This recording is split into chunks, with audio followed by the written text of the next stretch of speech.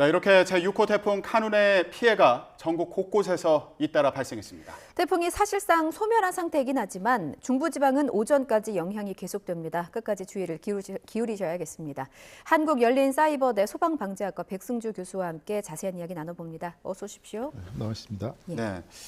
자, 태풍이 사실상 소멸됐다고는 하는데 아직 긴장을 놓아서는 안 될 것 같습니다. 지금 밖으로 나가야 되는 분들 많이 계실 텐데 이제 출근해야 되니까 네. 특별히 유의해야 될 점이 있다면 뭐가 있을까요? 네, 이제 출근 시간이 되니까 가능하시면 도시에 계신 분들은 대중교통을 이용하시고요.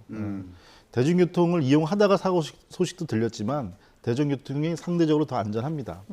그리고 차량을 부득이 이용하실 때는 고속도로, 국도 이렇게 큰 도로를 우선 고려하시고요. 그리고 경로상의 교통정보 그리고 재난정보를 좀 살피셔서 위험 요소를 좀 조금 늦더라도 먼저 판단하시기를 당부드립니다. 그리고 또 아울러 말씀드릴 분들은 외곽에서 이제 농경지 이렇게 먼저 살피지 마시고요. 지금 태풍이 지나가도 위험하다는 상황은 아직 함수율이 높고 붕괴 재해 위험이 있습니다. 그렇기 때문에 집 주변을 먼저 살피시고 조금 시일을 두셨다가 농경지 정비 이런 일을 하시길 당부드립니다.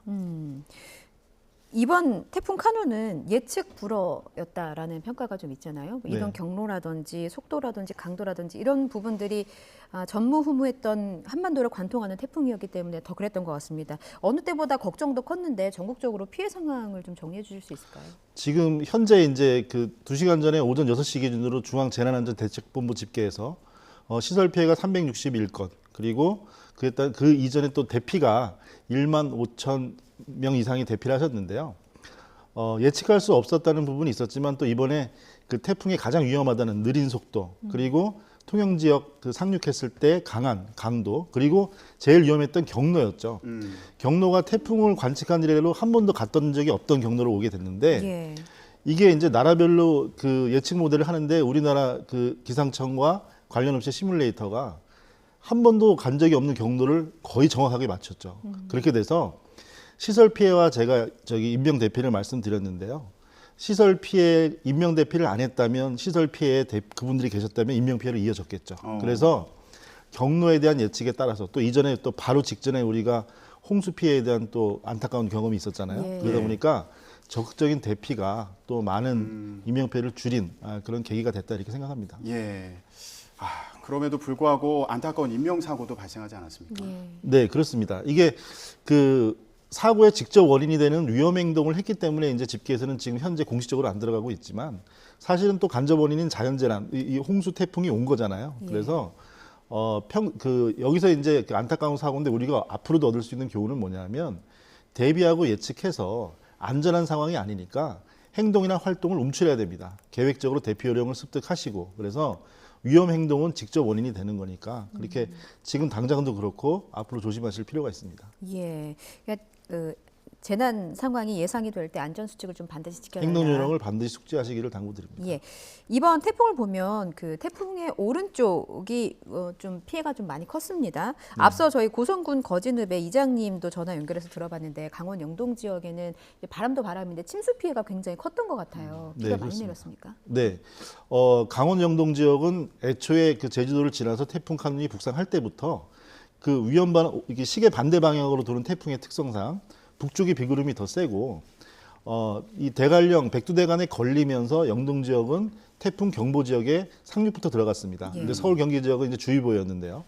그래서 이제 시간당 강우량이 90mm 이상 되고 최고 밀집은 누적이 600mm 이상까지 예보가 됐었는데 지금 400mm 이상 초과가 됐죠. 그래서 또 위험했던 부분은 뭐냐면 이게 큰 비가 내리는 건 우리가 장마하고 태풍을 생각할 수 있잖아요. 그런데 반대 방향으로 해수면을 밀어 올리게 되니까 속초, 강릉 지방 같은 경우는 산에서 내리는 바닷물이 경사가 있으니까 바닷물로 빗물은 내려가게 돼 있는 거거든요. 자연스럽게. 근데 해수면을 높이면서 비구름이 오랜 기간 머물게 되니까 침수 피해가 더 커지는 거죠. 이거는 과거의 부산 지역도 그랬습니다. 그렇게 되니까 조금 다른 재난 유형이기 때문에 기존의 대응 시설이 좀 부족했다. 보완할 필요가 있다. 말씀드립니다. 지역 주민분들도 그래서 배수 시설을 좀 보완해 달라는 그런 요구를 하고 계신 상황인데 저희가 앞서 그 고성 지역의 화면을 보니까 굉장히 물이 많이 차올랐더라고요. 그 도로 곳곳에. 상가 같은 경우에 그 차수막을 좀 주민분들이 직접 이렇게 설치를 하는 경우도 있었을 텐데 이렇게 비가 많이 차오른 경우에 좀 효과가 있었을까요? 감당하기가 좀 어려워 보이기도 하던데. 지금 현재는 그 오래 운영을 해왔던 재래시장에서 배수 대책을 세웠음에도 침수가 됐기 때문에 속초 지역 같은 경우는 예. 그러니까 해수면 상승이 원인이 된 거죠. 그러니까 태풍이 그렇게 물론 강이고 상륙하면서 중이 됐지만 예. 시계 반대 방향으로 돌던 비구름이 계속 그 강릉 속초 지역, 영동 지역에 경보 상태로 정지가 돼 있었거든요. 예. 예. 그리고 바람으로 바닷물을 밀어 올리니까 그래서 해수면이 높아지니까 이렇게 되면 우리가 수도권 같은 경우는 저 강물이 상류, 방류로 높아지면은 빗물 펌프장을 설치하잖아요. 저지대 같은 경우는. 예. 그렇기 때문에 지금 지역에서 새로운 그 구조가 아니고 지금 저지대 지역에서는 자연 구배가 안 된다면 강제 배수 대책을 세울 필요가 있는 겁니다. 그러니까 지금 가장 중요한 거는 저런 지역 같은 경우에는 배수 설비 네, 강화해야 되고요. 강화하는 거. 네, 예를 들면 네. 어떤 설비가 필요하겠습니까? 네, 당장은 차수에 대해서 말씀드리는데요. 차수 대책은 지금 그 작년 흰남도 때부터 큰 피해를 입었던 포항 지역 같은 경우 차수 대책을 많이 세웠고 포항 지역 같은 경우는 방벽에 가까운 성에 가까운 벽을 세웠는데요. 주민 지역 같은 경우도 이제 주거 시설하고는 조금 다르게 생각해야 됩니다. 이게 왜 그러냐면 차수막을 세운다는 것은 하나의 어떤 토목 시설이긴 한데 이 또한 제방이나 차수막처럼 무너질 수가 있는 거거든요. 예. 그럼 그렇게 되면은 그 상황에서 그 안에 주민이 거주하거나 그 사람이 있어서는 안 되겠죠. 그 밖에서 관리를 해야 되겠죠. 그 피해를 입지 않도록. 그래서 대책이 좀 다른 부분이 있는데 지금 좀 전에 제가 말씀드린 대로 강제 배수 대책도 병행을 해야 됩니다. 이런 재난 형태가 아마 지금 태풍 카눈이 역대 유례가 없다고 하지만 앞으로 태풍 경로를 얘기할 때 이 카눈은 매년 호출이 될 겁니다. 예. 아주 특이했기 때문에. 그래서 언제든지 이런 경로를 또 가질 수 있기 때문에 똑같은 재난 형태는 다시 또 올 수 있는 거죠. 근데 태풍은 이제 시작이라는 말도 있어서요. 말씀하신 네. 것처럼 카눈이 전무후무하긴 했습니다만 지금 해수면의 상태가 태풍이 발생하기 좋은 조건들이라고 하잖아요. 그래서 그렇습니다. 뭐 항상 우리나라에는 요맘때부터 해서 가을까지 태풍이 여러 개가 왔었기 때문에 또 다른 재난에 대비해야 되는데 말씀하신 강제 배수 시설 대책이라든지 이런 거는 그 한순간에 또 할 수 없는 기반 시설이기도 하잖아요. 그럼 다음을 예측을 했을 때 주민들은 어떤 방식으로 또 다른 피해를 좀 대비하면 좋겠습니까? 짧은 시간 안에. 네, 좋은 말씀하셨습니다. 이게 소위 얘기하는 우리 방제 선진국이라고 하면 벌써 20세기 이전부터 천문학적인 비용을 들여서 대책들을 세워왔습니다. 그런데 아무래도 우리나라는 좀 시작은 늦었잖아요. 그래서 지금 하고 있는데 재난 대책을 매년 세울 때 큰 비용이 든다고 하면 당장 비용 때문에 시간이 걸리는 거는 인정할 수밖에 없죠. 예. 그런데 그렇다고 해서 우리가 태풍의 피해를 피해자, 사망자, 실종자로 가지고 크기를 가늠하는 시대는 지나가야 됩니다. 그러려면 말씀하신 대로 대피, 그러니까 비용을 당장 크게 투자할 수 없으면 대피를 선제 대피를 해야 되는데요. 조금 더 하나 부연하고 싶은 부분은 대피에서 우리가 법적으로 재난안전관리기본법에서 대피 명령이 있고요. 그다음에 강제 대피 조치가 있습니다. 근데 아직까지는 지자체에서 대피 명령 정도만 하고 있는데요. 그러니까 대피하세요 문자 보내고 방송하고 통보하면 업무가 끝나는 거죠. 그런데 이번에는 우리 주민들께서도 시민들, 시청자분들이 지난 큰 재난을 바로 직전에 겪었었고 그래서 대피 명령에 잘 응하시고 선제적으로 점검도 많이 하셨다고 또 들립니다. 그래서 강제 대피 조치까지도 해야 됩니다. 필요하다면. 예. 그래서 말씀드린 대로 큰 비용을 당장 드릴 수 없는 상황이라면 대피를 선제 대피 적극적으로 해서 이번처럼 그나마 인명 피해를 줄이는 게 중요하다 말씀드립니다. 예, 장기적으로는 배수 시설 같은 그런 시설물을 보완하고 또 네. 태풍이 또 조만간 올 수 있으니까 네. 관련해서 이런 네. 대피와 관련된 제도를 정비해 둔다고 말씀해 주셨는데 주민분들이 이번에 지금 대피해서 집 밖에 계시잖아요. 모여 그렇습니다. 계신데 이제 네. 집에 가서 얼마나 피해를 입었는지 이런 것도 확인해야 되지 않습니까? 네. 이럴 때 또 주의해야 될 점이 있을 것 같아요. 네, 역시 그런 고민에서는 대피 이후에 그 복귀를 하실 때 예를 들어 주변이 침수가 됐다거나 가옥이 침해를 입었을 때는 전문가의 도움을 받아서 복귀하는 게 원칙입니다. 자, 그런데 그 또한 역시 인프라가 아직 없는 상태에서 그렇게 하시라고 말씀드리기 힘든 부분인데요. 예. 예를 들어 대피하실 때 수측에서 전기가스를 잠그고 대피를 하시겠죠. 근데 복귀를 하실 때는 일단은 전기가스를 다 내린 상태가 돼야 됩니다. 주변 침수가 됐다면 특히 더 그렇고요.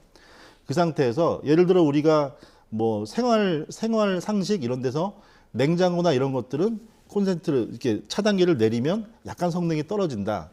지금 제품 그런 거는 크게 중요하지 않습니다. 복귀하실 때 제품이 망가지고 그다음에 감전 이런 사고가 있을 수 있으니까 차단기를 내리셔가지고 그리고 밑에 누전 차단기 하나씩 올려가면서 점검하시면서 복귀하시고요. 그 이외의 주변 시설도 하나하나 세세히 점검하신 다음에 이용을 하셔야지 또 자칫 안전사고를 방지할 수 있습니다. 일단 현관문을 들어서면 차단기를 다 내린 후에 하나하나씩 올려서 체크를 그렇죠. 해야, 예. 네, 그렇죠. 네, 고무장갑 꼭 당부드립니다. 신으셔야겠어요. 그러니까 물속에 들어가시면. 침수가 된 상황이면요, 무조건 그 침수가 됐으면 거기 전기가 흐른다고 가정을 해야 됩니다.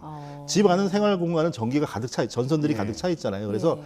그 상황에 사시고 차단기를 만드실 때도 반드시 마른 수건이나 나무 주걱 같은 걸로 해서 직접 손에 닿지 않게 젖은 전류로 흐르게 되면 우리 전압이 몸으로 흐르게 되면 사막에 이르게 되는 전압입니다. 그렇기 때문에 꼭 조심하셔야 됩니다. 그러면 물속에 들어가서 일단 집 안에 들어가야 되는 경우가 있잖아요. 이럴 때 고무장화를 신으면 괜찮은 거 아니면 뭐 다른 또 대비가 필요합니까? 물속에 잠긴 지하 공간이나 이런 공간이라고 하면요, 배수를 완전히 마치신 다음에 들어가셔야 됩니다. 그 차 있을 땐 들어가면 안 네, 됩니까? 절대로 그렇습니다. 배수를 그건 빌딩도 마찬가지고 어디도 마찬가지입니다. 배수 조치를 다 파시고요. 그 안에 내부 상황과 감전도 마찬가지고 부유물과 안전사고가 있을 수 있기 때문에, 그리고 순식간에요, 이 내부는 물이 고이는 걸 가정하는 건축물이 아니잖아요. 예. 그래서 문이라든가 시설물이라든가 가벽들이 붕괴가 되면 급류가 생겨버립니다. 그렇게 되니까 큰 빌딩도 마찬가지거든요. 그래서 침수가 됐다면 배수를 다 하고 그다음에 점검 후에 들어가셔야 됩니다. 그렇군요. 지금 저희가 산간 지역에 계신 분들도 많이 대피하셨는데 네. 사실 이제 비는 그쳤습니다만 산사태 위험은 계속해서 남아 있는 상황이거든요. 그렇습니다. 집으로 돌아가실 분들은 이 산사태 대비는 또 어떻게 하면 좋을까요? 네, 산사태 위기경보 지금 심각 상태입니다. 그리고 아까 말씀드린 대로 지금 또 하나 덧붙이면 대피와 연결이 되는데요. 우리가 산사태 취약지구로 산림청에서 얘기를 했는데 예. 그 이외의 지역에서도 산사태가 많이 났으니까 이게 무슨 소용이냐 이런 게 있잖아요. 제가 할 일은 시청자분들의 오해를 조금 풀어드리는 일인 것 같습니다. 예. 말씀드린 대로 산사태의 대비는요, 정말 천문학적인 비용이 들어갑니다. 그래서 산림청에서 생각해낸 방법이 뭐냐면, 취약지구 정말 위험한 데를, 전체 면적의 1%도 안 됩니다. 정말 위험한 지역을 선별해서 예산을 50%를 넣는 겁니다. 거기다가 그 설비를 갖추는 거죠. 그래서 취약지구에 대한 대비는 상당히 성공적이었습니다. 그런데 이 비용을 똑같이 다른 지역에도 들일 수는 없는 거죠. 예. 이렇게 위험이 산재에 있으니까. 그래서 산사태 위험 지도를 제공하고 있고요. 그리고 선제적인 대피가 중요하다고 말씀드리니까 예. 원포인트로 말씀드리면요, 야산 지역, 산 지역 아래에 있는 재래식 가옥에 계신 분들은 산사태 위기경보가 심각 상태이기 때문에 함수율이 높아서 언제든지 산사태가 일어날 수 있습니다. 예. 일어날 수 있다고 감안하시고요. 주변 정비라고 말씀드린 부분에서는 그거는 지자체에서의 복귀를 하는지를 점검을 마친 상태, 전문가들이 점검을 하시니까, 그리고 뒤에 야산의 배수로 상태 등을 점검하신 다음에 조금 더 뒤에, 네, 2주 정도 시간을 보는데요. 그럴 수는 없으니까 그래도 하루 이틀 정도는 가능하시면 좀 뒤에 들어가시는 게, 복귀하시는 게 더 안전합니다. 강원도 지역 같은 경우는 장마 기간에 산사태 피해가 컸었는데 이번에 네. 또 비가 내리면서 네. 걱정들 많이 하실 텐데 그렇습니다. 지금 말씀하시기를 2주 정도 보통은 기다렸다 이제 가야 된다고 하셨지만 네, 그러기는 어려운 부분이 예, 있죠. 너무 길다 할 경우에 이제 사전에 뭐 배수로라든가 이런 점검을 마치고서 이제 이동하시는 걸 권한다는 말씀이시죠. 네, 그렇습니다. 예. 자, 이번에 또 피해 사례 중에 깜짝 놀랄 만한 소식이 있어서요. 예. 저희가 사진이 있을 텐데 좀 보여주시죠. 도로의 맨홀 뚜껑이 솟구쳐 올라서 버스의 바닥을 뚫고 버스 안으로 이게 들어가는 그런 사고도 있었습니다. 예. 다행히 다친 사람은 없었는데 네. 이거 자칫하면 버스 안에 있던 승객이 또 심하게 다칠 수도 있는 그런 위험이 있는 거죠. 그렇죠. 그렇습니다. 그래서 네, 맨홀 폭발 사고를 여러 가지를 얘기를 하는데 이번 수해 같은 경우는요. 물이라는 건 공기보다 기본적으로 800배가 무겁습니다. 그러니까 메탄가스 같은 것들이 차서 이렇게 터지는 것도 이렇게 해외 영상에서 보잖아요. 맨홀은 기본적으로 뚜껑만 무게가 80kg 정도 되는데요. 예. 그 정도면 성인 남성 이상의 무게가 되죠. 예. 그런데 물이 한 30cm 높이만 돼도 그 무게가 나옵니다. 그래서 그런데 맨홀 같은 경우는 저게 지금 당장 사고 위험도 컸고요. 하나의 징조거든요. 이런 호우 상황에서 상하수도 맨홀이 튀어나왔다는 얘기는 핏줄처럼 연결된 도시의 배수망에서 하부의 배수로 어딘가가 배수 기능을 상실했다는 얘기예요. 그렇게 되니까 수위가 높아지니까 그중에 압력이 차는 분이 튀어오르는 거죠. 지금 저렇게 버스 바닥을 뚫고 들어갔어요. 그렇습니다. 만약에 네. 저기 사람이 서 있었으면 크게 다칠 수 있는 거 아니에요? 그럼요. 그리고 저 상태가 저 맨홀이라는 거는 뭐 위치를 가리지 않고 설치가 돼 있으니까 예. 그러면 저 높이에서 그 마치 공기총처럼 쏘아 올리게 되는 건데요. 그렇게 되면 저 맨홀이 저절로 제자리를 찾아가는 게 아니잖아요.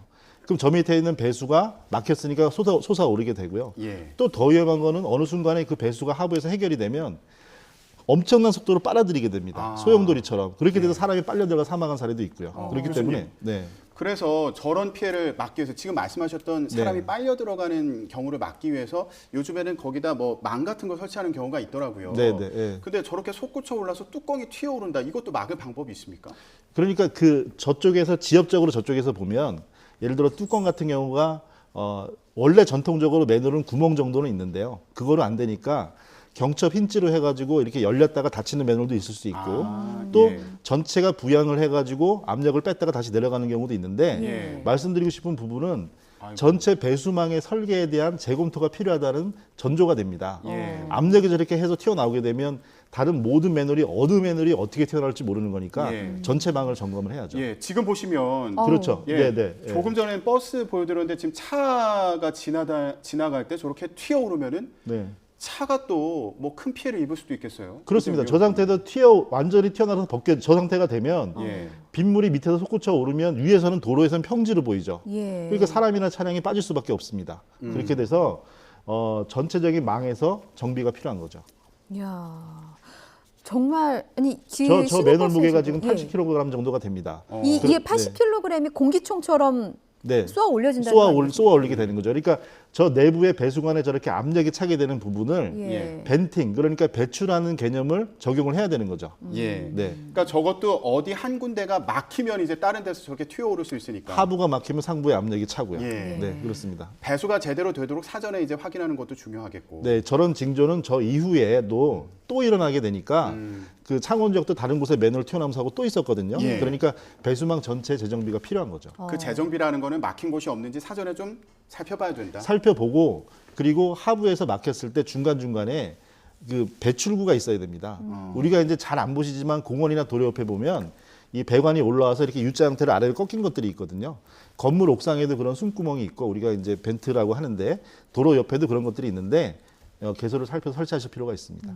근데 지금 최근에 이 기상 상황을 보면 예측보다 훨씬 많은 비가 내리고 또 최근 비의 특징은 짧은 시간 안에 많은 강우량이 집중된다는 게 있잖아요. 그렇습니다. 이렇게 되면은 앞으로도 또 다른 피해를 예상할 수밖에 없는 상황인데 그렇다면 임시 방편으로라도 어떤 배출구를 추가로 만들거나 그런 조치를 취할 수도 있는 겁니까? 도로에서 그 임시 방편으로 세울 수는 있습니다. 당연히 그렇고요. 그래서 아까 말씀드린 맨홀 자체의 기능을 보강하는 방법이 있고 전체적으로 보면 압력이 맨홀 하나 정도 들어올릴 정도의 압력이 안 되도록 미리 설계를 하는 방법도 있겠죠. 예. 근데 후자는 말 그대로 비용이 많이 드니까 예. 맨홀 하나의 보완책도 대책이 될 수 있습니다. 예. 사전 대비가 중요하겠다는 생각이 들고요. 교수님 마지막으로요, 간단히. 지금 예. 버스가 출렁이는 그림이었는데 네. 이게 지금 맨홀 사고 버스인가요? 그렇군요. 아, 그렇군요. 지금 네. 버스 충격이 무게가 굉장히 있을 보입니다. 텐데. 예. 버스가 무게가 있을 텐데 저렇게 출렁일 정도면 안에 타고 계신 분들이 이 맨홀 뚜껑에 맞지 않더라도 또 충격을 받아서 다칠 위험이 있기 때문에 대비를 잘 해야겠다는 생각이 듭니다. 예, 저희가 맨홀 뚜껑 관리 중요성에 대해서 네. 얘기를 해봤고요. 아까도 계속 강조가 되는 게 이 배수로 정비가 굉장히 중요하다 이런 생각이 들고요. 네. 마지막으로 간단히 좀 이 얘기는 꼭 해야 될 것 같습니다. 오늘 서울 상암 월드컵 경기장에서 새만금 잼버리 폐영식과 그리고 K-팝 콘서트가 열립니다. 네. 태풍이 이제 지나가서 영향권에서는 벗어났다고 하지만 특별히 조심해야 될 점이 있을까요? 네, 지금 현재 상암 일개부를 제가 살펴보니까 행사 시간에 보면은 비올 확률은 60%인데 강수량은 3, 4mm로 적게 오더라고요. 그럼 이제 가랑비 정도 온다고 예상을 만약에 하면 바람은 좀 불게 될 거고요. 예. 제일 걱정되는 부분은 우리 청취자분들, 시청자분들 다 아시겠지만 너무 짧은 기간에 준비를 했잖아요. 예. 네, 그래서 국가 행사인 만큼 이거는 누구를 막론하고 잘 마무리되길 바라야 되는데요. 제가 키워드를 말씀드립니다. 첫 번째 중요한 게 안전이고요. 예. 시설 안전이고 그리고 보안 행사 전체 안전인데 안전이고요. 두 번째가 보안입니다. 지금 예를 들어 자칫 우려하지 않은 사고가 생길 수도 있기 때문에 예. 행사 전체를 퇴색하게 되고요. 그리고 세 번째가 진행이라고 생각합니다. 왜 순서를 정하냐고 말씀드리냐면 당장이라도 안전이나 보안이 위험하다면 진행을 중단할 생각도 해야 됩니다. 지금 현재도 마찬가지죠. 예. 오늘 1000여 대의 버스가 4만 명이니까 40명씩 타서 1000명이잖아요. 1000여 대의 버스가 오게 되고 행정 인력이 적극적으로 공무원, 경찰 소방 800명 공무원분들 지원한다고 하는데요. 이분들이 운영 전문 요원은 또 아니잖아요. 그렇기 때문에 여러 힘든 요소들이 많겠지만 정말 위험하거나 보안이나 안전이 무너지는 상황이라고 판단되면 아무 때라도 중단을 하는 게 맞다. 그 원칙을 가지고 진행하시는 게 하나의 유일한 지금 현재로서는 방법이다 말씀드립니다. 예, 아직 날씨가 변수가 많은 만큼 네. 예, 그 돌발 상황에 대한 대비도 중요하다는 얘기까지 해봤습니다. 지금까지 한국열린사이버대 소방방재학과의 백승주 교수와 함께 얘기 나눴습니다. 말씀 고맙습니다. 감사합니다.